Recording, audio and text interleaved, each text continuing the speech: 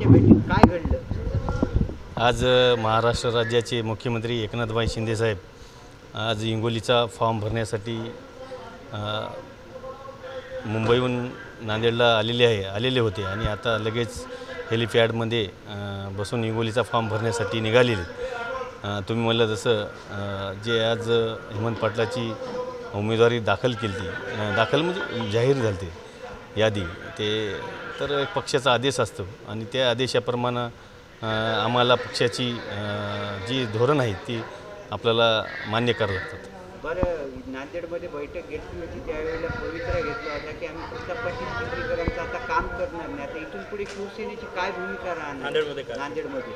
हे बघा, आपल्याला अगली बार मोदी सरकार आणि आपल्याला मोदीचं सरकार आणायचं आहे। त्याच्यामुळे आपल्याला महायुतीमध्ये आपण महाराष्ट्र राज्याचे मुख्यमंत्री एकनाथभाई शिंदे साहेब आणि फडणवीस साहेब, अजित पवार साहेब हे आपले महाराष्ट्राचे नेतृत्व करत आहेत महायुतीचं।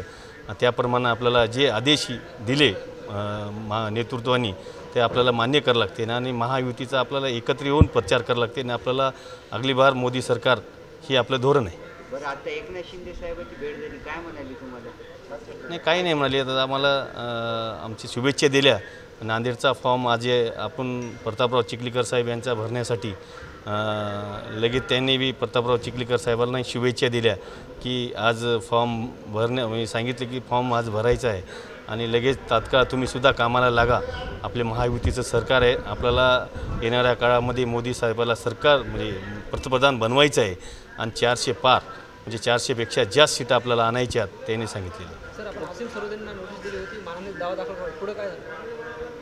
पुढे आपण जे आमच्यावर जे हे केलं उद्धव गटामध्ये काही आमदार जाणार आहेत ते आम्हाला उद्देशून सांगल्यानंतर आम्ही तात्काळ नोटीस दिली।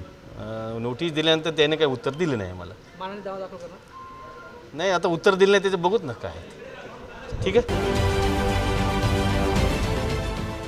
देश विदेशातील प्रत्येक घडामोडींचे लाईव्ह अपडेट मिळवण्यासाठी आता साम टीव्हीच्या सर्व सोशल मीडिया प्लॅटफॉर्मला लाईक, फॉलो आणि सबस्क्राईब करा। तसंच सर्व नोटिफिकेशनसाठी बेल आयकॉन प्रेस करायला विसरू नका।